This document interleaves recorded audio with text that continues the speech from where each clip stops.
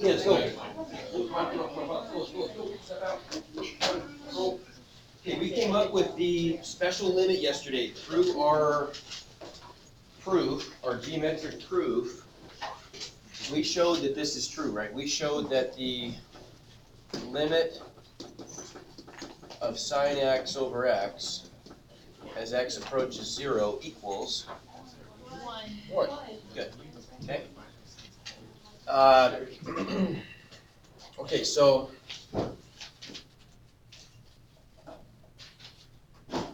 I'm gonna do this later, just because I don't want to take your time today. I just want you to practice using these, and when we come back, first thing we'll do on Monday after roundup is I'll show you how to easily go from this special limit down to this special limit. But there's another one too. We get a 2-for-1 deal essentially.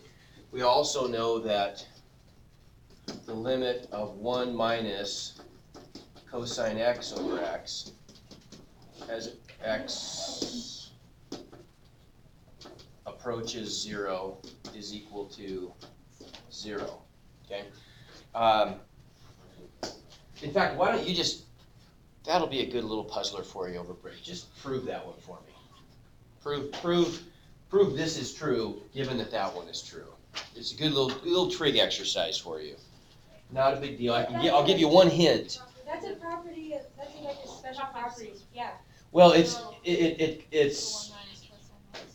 is the product of that special property.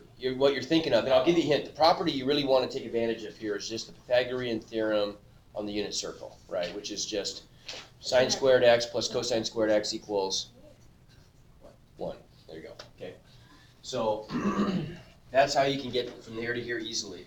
But what I want to do today is I just want to practice using these things. Okay. We looked at some over the last few days. We've looked at some examples of how we can solve trig, take trig limits analytically, even kind of hard ones algebraically. We looked at some examples where, for example, thanks. Olivia, where's Olivia sitting? Oh, there's Olivia. And there you go. And where's Katie sitting? She's not here. Oh, she's gone. Cross country. Oh, okay. So we looked at some examples where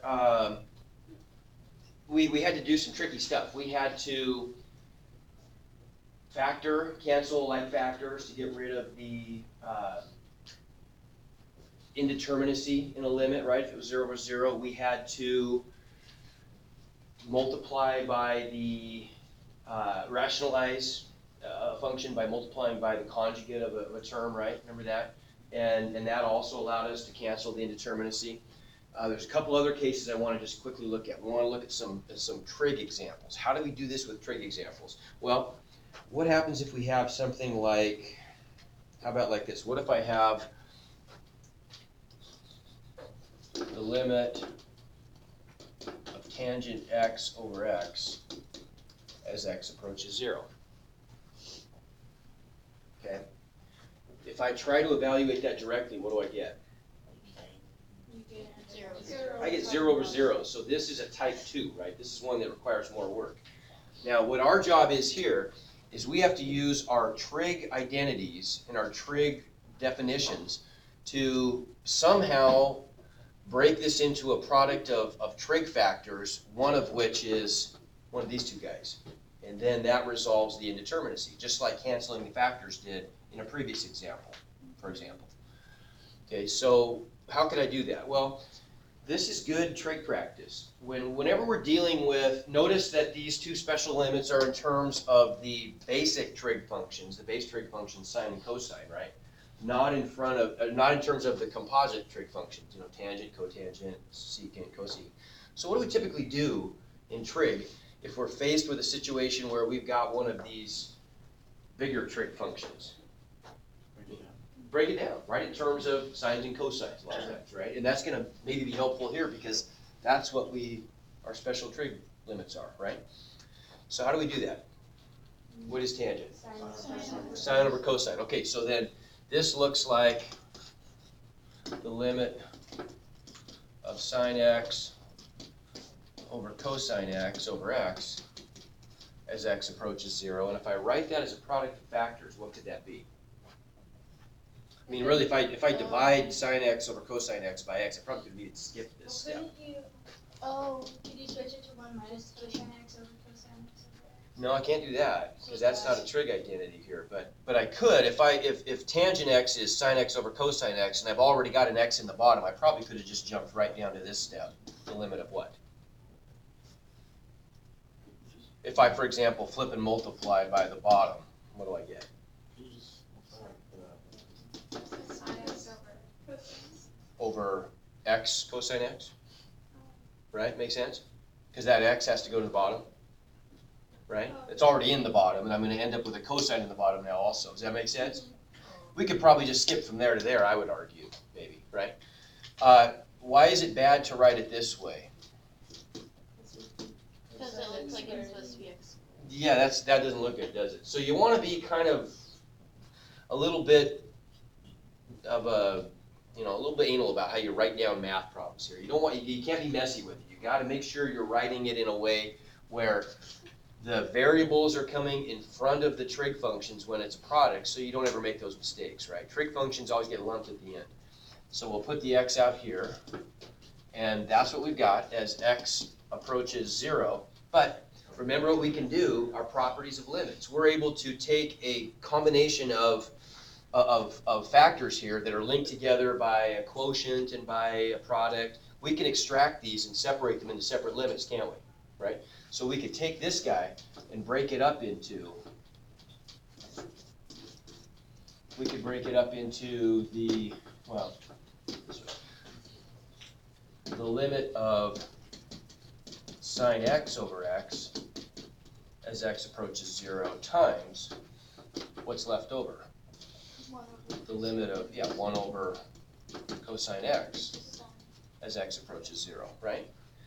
That's one we know, right? That's our special limit. We know that one can be immediately replaced by 1. Good.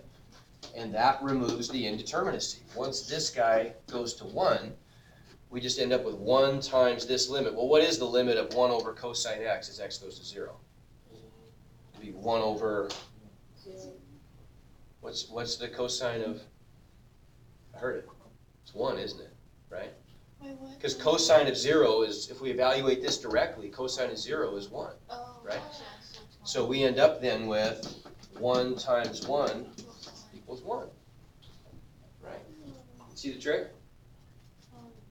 Okay, make sense? So our job is to extract the known special trig limit. It makes the indeterminacy go away, because these would be indeterminate, but we now know what their answers will always be, right, to those limits. Let's try another one. Okay, come back to that one. How about something like, well,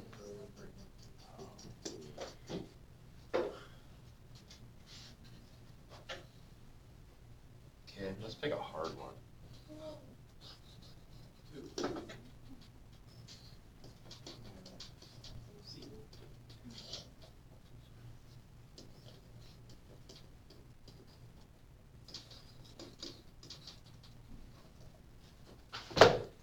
If I try to evaluate that directly, what do I get? Now, what is secant? it's the opposite of cosine. Cosine, good. Secant's the opposite of cosine, so I always think of it that way. So if secant is 1 over cosine, then as theta goes to 0, secant's going to be 1 over 1, right? Would you agree? Because cosine goes to 1, secant is 1 over cosine, and the limit that theta approaches 0, then secant will go to 1, so I get 1 minus 1 on the top is 0, and, well, there's a 0 on the bottom already, right? 0 times, doesn't matter, one of the factors at the bottom is 0, so it's 0 on the bottom too. So this is indeterminate, right? So we're stuck with that same situation. So what are we going to do here? Turn it to cosine. Good, yeah, we want to rewrite this in terms of the base trig functions. Okay, sine and cosine. And so that's going to give us, on the top, what are we going to get? Secant is, Could you just flip the whole fraction? well, no, I can't. I mean, it's not going to do me any good because I've got the secant on the top that's 1's being subtracted from it. right? And so I'm gonna have to resolve the top into a single fraction, resolve the bottom into a single fraction, and then I can flip and multiply, right? Bottom is just theta times 1 over cosine, so isn't that just theta over cosine theta? Yes. Everybody agree? Okay. So I've got to simplify the top. What's the top going to be if I simplify and get a common denominator?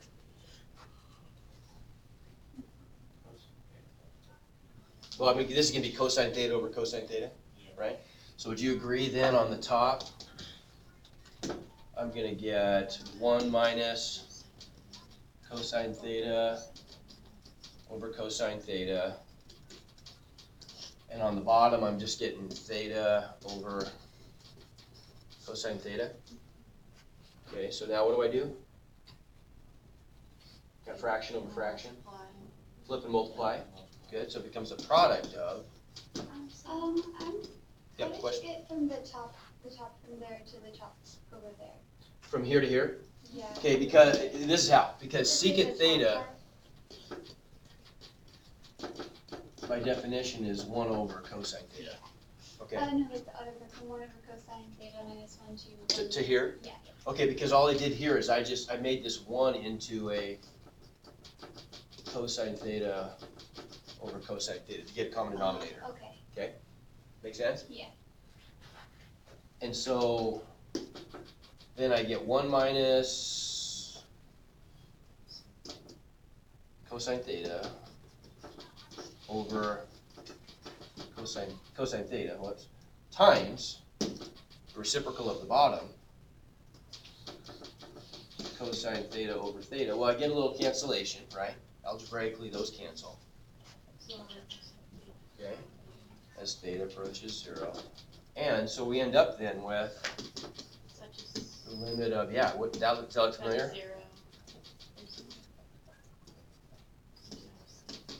Yeah, that's one of our special limits, isn't it? Right? I think I turned the page, but if we go back, right there, This is 0.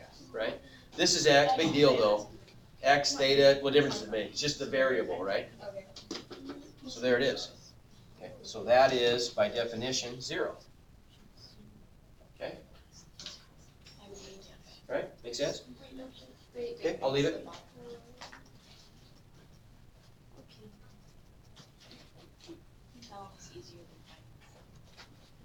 Okay. So all you did was just times it by the reciprocal? Yep, that's it. Let's see. I'm not gonna do a fraction. I need to. We'll do, no, not today. Okay, so I do want to do one more quick one though. I want one other trig one. I think this is a good one to see. It's not hard, but see if you can tell me how to proceed with this one. What if I have something like the limit of, let's say I have the sine. Oh, how do you do that, I wonder? Just figure that out. Limit of sine of 4x over x as x approaches 0. Okay, does that fit my special trig limit? No. Not quite, does it? What could I do though, do you think? Getting rid of the 4, it's a little tough because if I want to get rid of the 4, I've got to use the double angle formula. And you can you just see that this is going to be a bit of a hassle? If I write the sine of 4x as sine of 2 times 2x, then that becomes 2 sine 2x cosine 2x. I've got to apply the double angle formula to both of those again. It's going to be, and that one's a little bit nasty. That one's actually going to be cosine squared x minus sine squared x. So it's gonna be a mess, right? I've inherited. Well, no, I mean it wasn't a bad idea, but you see that it's. We could probably make it work, but it's gonna be hard. Okay, can I move the 4 out in front of the x? There's a suggestion. We're moving in the right direction here. Suggestion is, can I move the 4 out? And the answer is no, because the 4 is inside of the sine function. This is what we call a composition of functions, right? I've got a sine of hand, right? and hand is 4x. So inside the sine function, x is being multiplied by 4, and that's gonna kind of make this, you see that it's not so easy. I just can't say this. I can't say that sine of 4x equals 4 sine x, because in a trig function, that 4 is doing a completely different thing here than it does here. Right here, it's accelerating the argument, so it's going to be compressing that sine function by a factor of 4 horizontally, right? It's going to make the squiggles closer together. Here, it's stretching the amplitude by a factor of 4. Totally different things. So that's not true, okay? So I can't do that either. Now, keep in mind, what I'm trying to get here, and I'm going to write it in terms of thetas. I think that's going to help.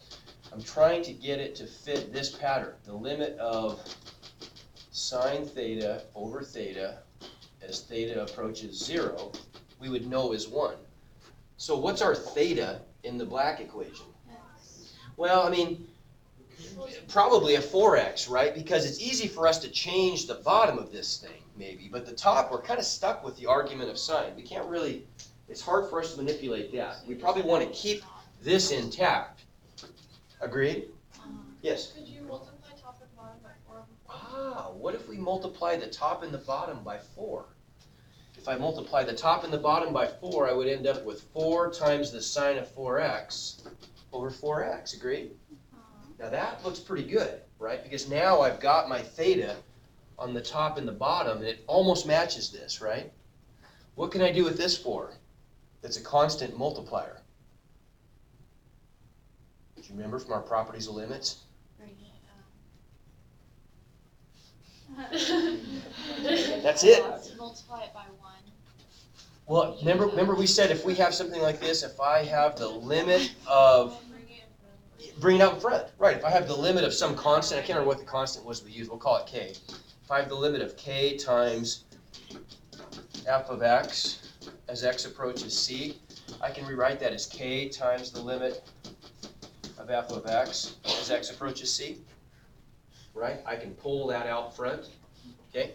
So let's do that. Let's pull this guy out in front of the whole limit, and then what do I get? Well, then I get almost what I need, right? Then I get,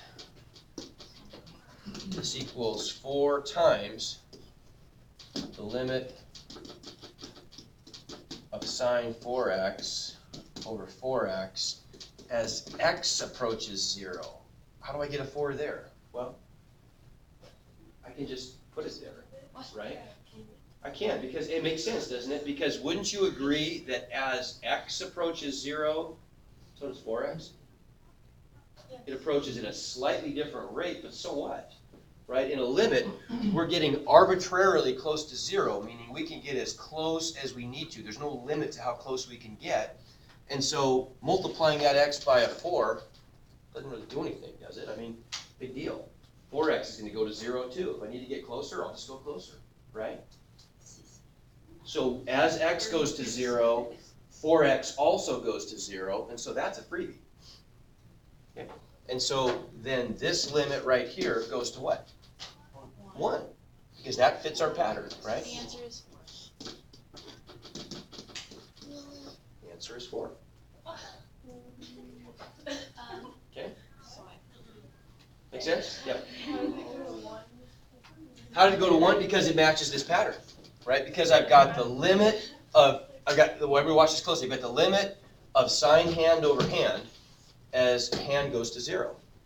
We could call it a hand or a theta, or we could call it an x. It doesn't matter what the variable is, as long as the same thing shows up there and there and there, it fits that pattern, right?